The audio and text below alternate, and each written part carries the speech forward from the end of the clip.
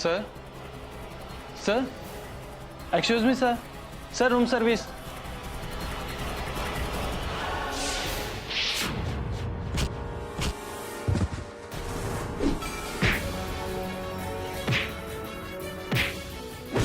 Sir सुनिए sir, sir सुनिए sir, आपने तो कॉल किया था सर।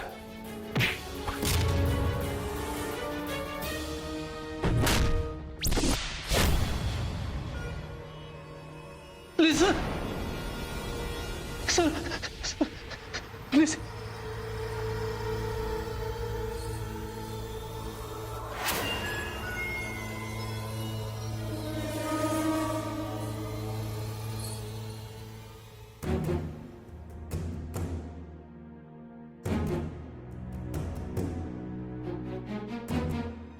तुम ठीक तो? अब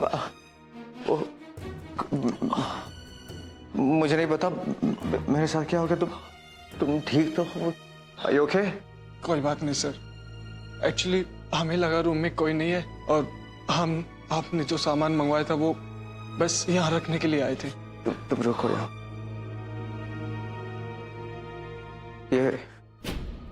ये रखो तुम।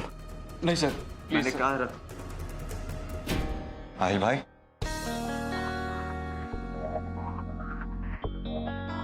बेचारे को बहुत बुरी तरह मारा मैंने। मैं सो रहा था और पता नहीं क्या हो गया। I don't know what happened. It's भाई खुद के गुस्से पे काबू रखना चाहिए आहिल भाई। खैर तुम लोग जा सकते हो।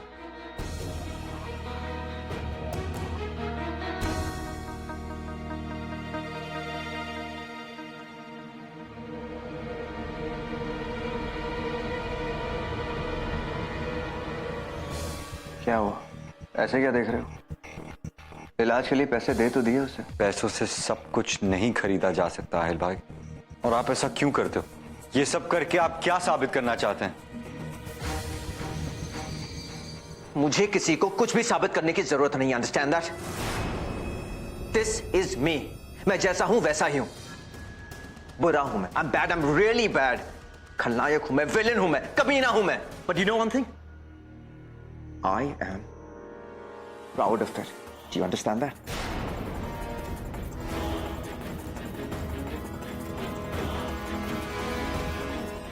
आपने कहा कि आप बुरे हैं, कि आप विलेन हैं, कमीने हैं, पर यह बताना भूल गए कि आप झूठे भी हैं। झूठ बोल रहे हैं आप इनमें से कुछ भी नहीं हो, सिर्फ दिखावा करते हैं। क्यों आहिल भाई, क्यों?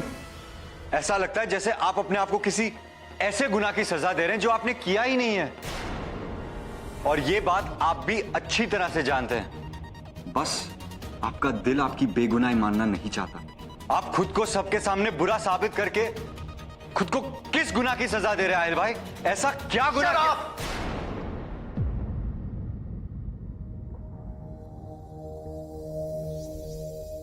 आज ये बात कही है, अगली बार अपनी जुबान पर ये बात हरगिज मत लाना।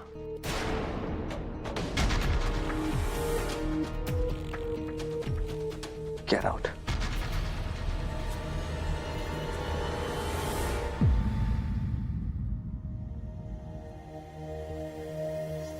आपने इस बुरे इंसान का मुखौटा क्यों लगा कर रखा है, ये तो बस आप ही जाने।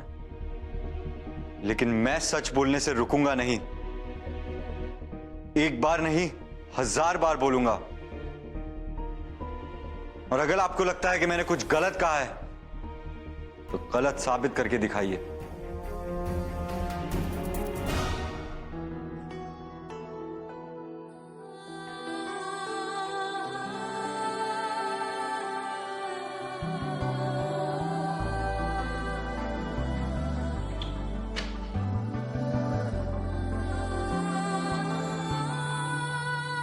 खुदा के लिए आहिल भाई, आप जो नहीं हैं वो बनने की कोशिश मत कीजिए।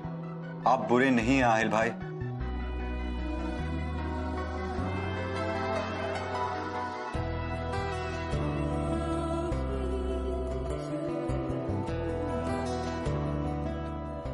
आहिल भाई, आप एक नेक इंसान हैं, सिर्फ शैतान बनने का दिखावा करते हैं।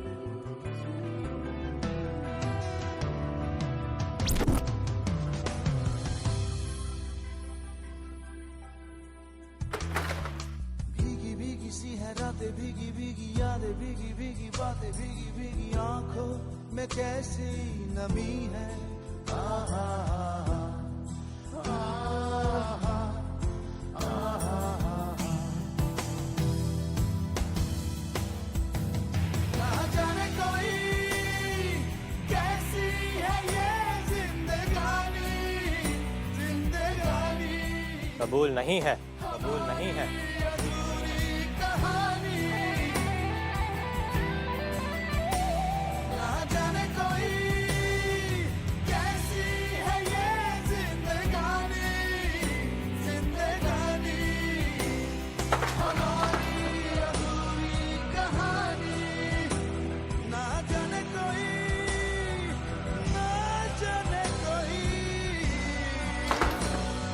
हमारी अधूरी कहानी ना जाने कोई कैसी है ये जिंदगानी हमारी अधूरी कहानी ना ना ना ना ना ना ना ना ना ना ना ये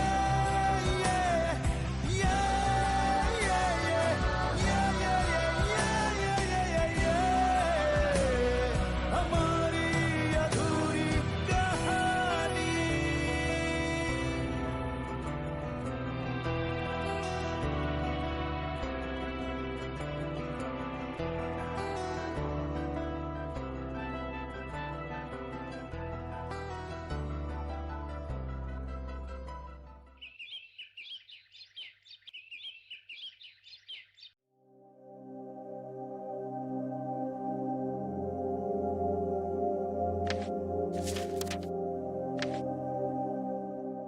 चाय।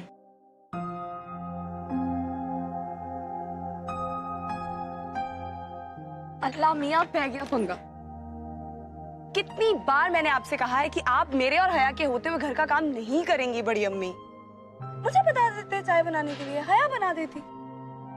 और आप एक बात बताइए, आपने कुछ खाया है कि नहीं?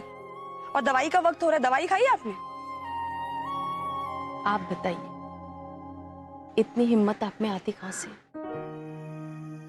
बड़ी अम्मी, अल्लाह उन्हीं को दर्द देता है जो बर्दाश्त कर सकते हैं। और मेरे साथ तो आप हैं, हया है, मुझे तो फिक्र करने की जरूरत ही नहीं।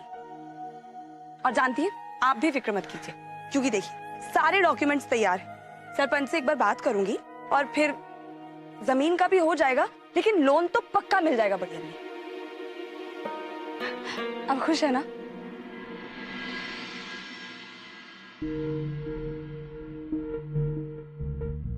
और इंतजार नहीं कर सकता। Dying to go home, बस अब घर जाना है। You know what, रेहान, मेरे घर का बिस्तर ही एक बिस्तर है जहां पर मुझे सुकून की नींद आती है। It's divine. आहिर भाई, बस एक ही रात की तो बात है, और वैसे ही कल घर वाले भी लौट रहे हैं छुट्टियों से, घर का रेनोवेशन भी हो जाएगा। वैसे भी आप अपने बिस्तर पे सोते ही कितना है? You don't get sarcastic with me. अच्छा सॉरी, वो छोड़िए। ये बताइए, एकदम से घर का रेनोवेशन क्यों? अच्छा खासा तो था। अच्छा खासा था, पर अब अच्छे खासे की डेफिनेशन चेंज हो गई। ये सब कुछ अम्मी के लिए है, और मैं उनके लिए सब कुछ परफेक्ट बनाना चाहता हूं। उन्हें जिंदगी की हर खुशी देना चाहता हूं। You know Rehan, it's Ahir भाई, आप जब भी बेगम साहिबा के बारे में बात करते हो तो बिल्कुल अलग लगते हो।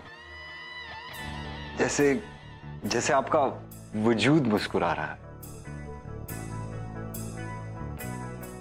यू नो रेहान,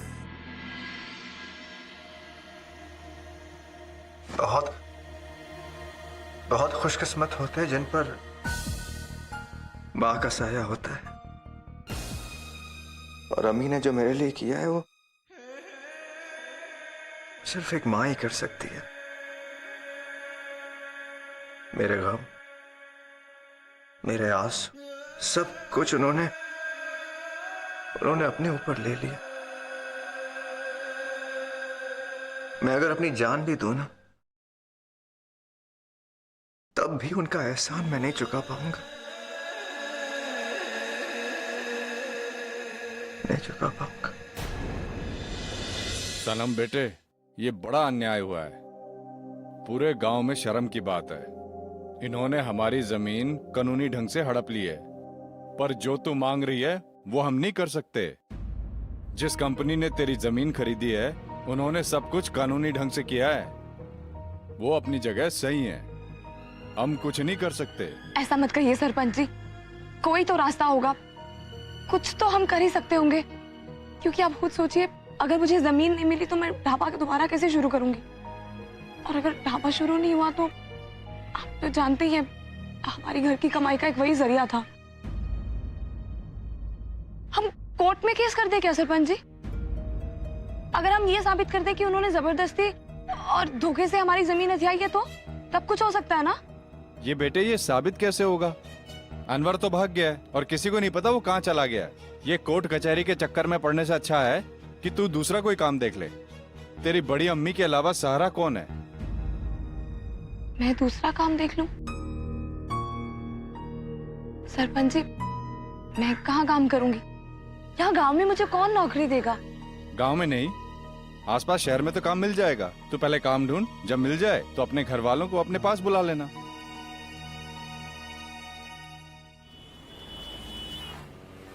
ये मैं नहीं होने दे सकती। तुमने कभी अकेले इस गांव के बाहर भी कदम नहीं रखा है सनम, और आज तुम कह रही हो कि तुम किसी अनजान शहर में जाके काम करोगी। पता भी है किसी अकेली लड़की का इस तरह अनजान शहर में जाके काम करना कितना मुश्किल होता है। बड़ी अम्मी, जब आप हम दोनों को लेके यहाँ आई थी, तब ये जगह आपके लिए भी तो नई थी ना, अनजान थी ना। बड़ी अम्मी, अब कुछ तो करना ही पड़ेगा ना। मैं जानती हूँ मुश्किल है, जितना डर आपको लग रहा है तब मुझे भी लग रहा है, पर बड़ी अम्मी ये करना ही पड़ेगा। जब बरसात होती है तो सर छुपाने के लिए जगह तो ढूंढनी पड़ती है ना। हम पर जो ये मुसीबतों की बरसात हुई है, अगर हमने वक्त रहते कोई जगह ना ढूंढी तो हम सब बह जाएंगे। समझने की कोशिश कीजिए बड़ी अम्मी, ये सब मैं अकेले नहीं कर सकती। आपकी सपोर्ट चाहिए मुझे, आपकी दुआएं चाहिए, सब ठीक हो जाएगा। और आप कहती हैं ना कि जो होता है अच्छे के लिए होता है। अल्लाह मियां हमेशा सबका भला चाहते हैं, क्या पता इसमें भी कोई भलाई छुपी हो। क्या पता वहां जाके मुझे कोई अच्छा सा डॉक्टर मिल जाए जिससे मैं हाया का ऑपरेशन करवा पाऊं। कुछ अच्छा भी तो हो सकता है ना बड़ी अम्मी। बात तो तुम ठीक कह रही हो। जब सब कुछ ऊपर वाले के हाथ ही है तो फिर डर किस बात का? अगर अल्लाह निगहबान है तो आंधियों में भी चिराग जल सकते हैं।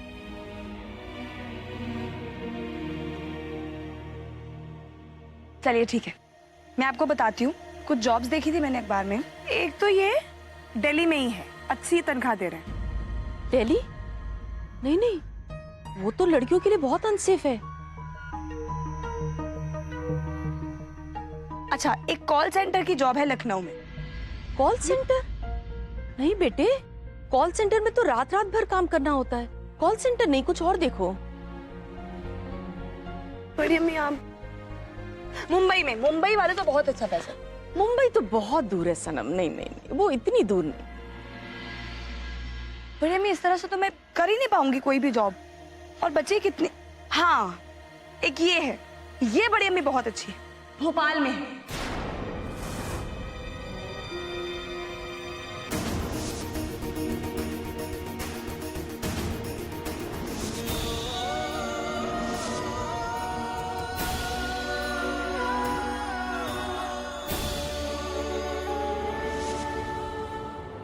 ये भोपाल वाली मुझे सबसे अच्छी लग रही है बड़ी अम्मी, क्योंकि ना तनख्वाह भी अच्छी दे रहे हैं और काम भी ज्यादा नहीं है।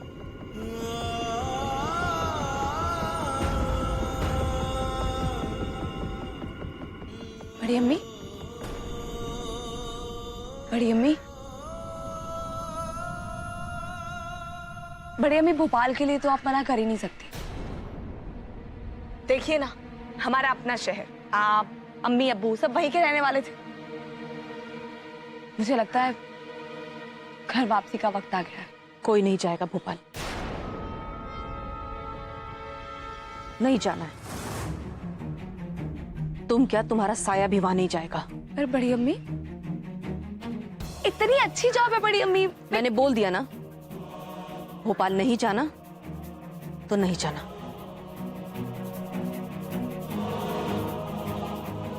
बड़ी अम्मी,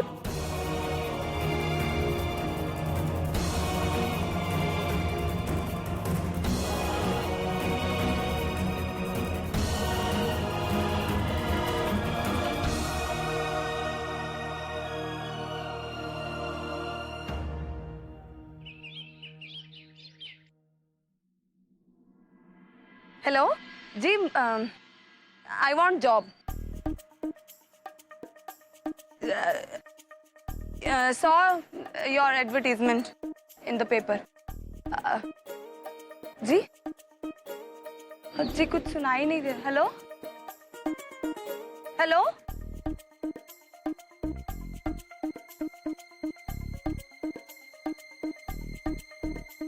hello, my name is Sanam Ahmad Khan.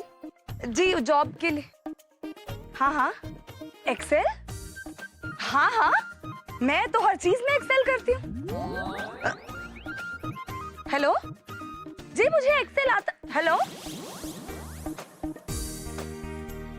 Phone क्यों नहीं उठा रहे हैं? उठाना नहीं था तो क्यों दिया अखबार में?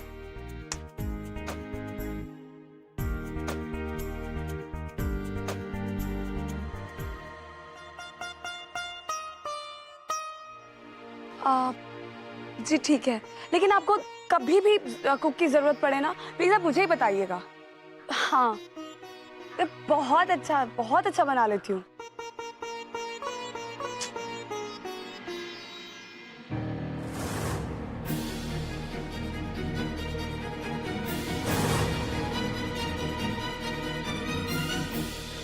भाई साहब, यकीन कीजिए, मेरा यकीन कीजिए, जैसे ही सनम की नौकरी लग जाएगी हम आपके सारे पैसे दे देंगे। थोड़े दिनों की तो बात है ना भाई साहब। ये थोड़े दिन का नाटक किसी और के साथ कीजिएगा। पता नहीं सनम को नौकरी कब मिलेगी और कब हमारे पैसे, और फिर क्या पता और वो भी भाग गई तो। कैसी बातें कर रहे हैं आप? आप सनम को जानते नहीं है क्या? किसी का एक पैसा नहीं रखा है उसने आज तक, कभी नहीं। भाई साहब, सिर्फ हालात ही तो बिगड़े हैं, ठीक हो जाएंगे। हम आपके सारे पैसे दे देंगे। और आप कैसी बातें कर रहे हैं? आप सालों से हमारे साथ बिजनेस करते आए हैं, आज ऐसी क्या बात हो गई? हम पर भरोसा कीजिए। भरोसा आपने अनवर पर भी किया था, क्या हुआ? छोड़ के भाग गया ना आपको। हम कैसे आप पे भरोसा करें? और अंदर की बातें हमें क्या पता, भगवान जाने एंड टाइम पे उसने क्यों मना कर दिया। और क्या पता आपके खानदान में ही कुछ खोट। बस,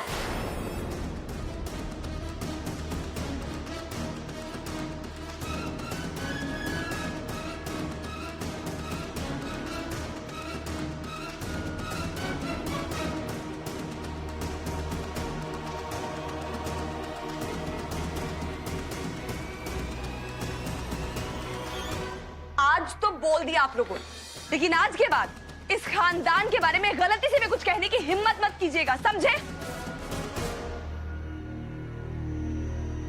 आप लोग हर गलती के लिए औरत को ही जिम्मेदार क्यों ठहराते हैं? अनवर हमें धोखा देके चला गया, निकाह से भाग के चला गया, इसमें भी हमारी गलती है। और आप जैसे लोगों की वजह से ही अनवर जैसे लोग बच जाते हैं। उन्हें लगता है कि इस घर में तो सिर्फ औरतें हैं, क्या कर लेंगी, इनके साथ तो कुछ भी किया जा सकता है। और वैसे ही आप लोग भी हैं।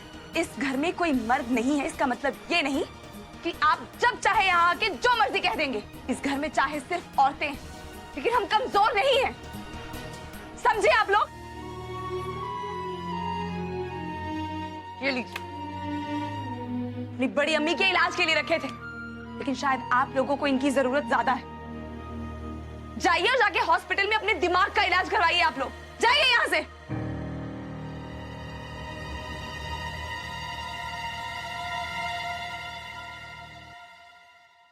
और आप क्यों सुनती है ऐसे लोगों की बातें?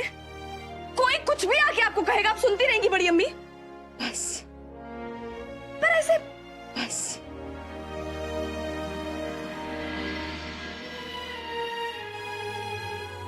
मैं आपसे वादा करती हूँ बड़ी अम्मी कि मैं आपकी और हया की जिंदगी में खुशियां लाके रहूंगी, चाहे कुछ भी हो जाए। और इसके लिए अगर मुझे आपकी मर्जी के खिलाफ भोपाल भी जाना पड़े तो भी मुझे मंजूर है।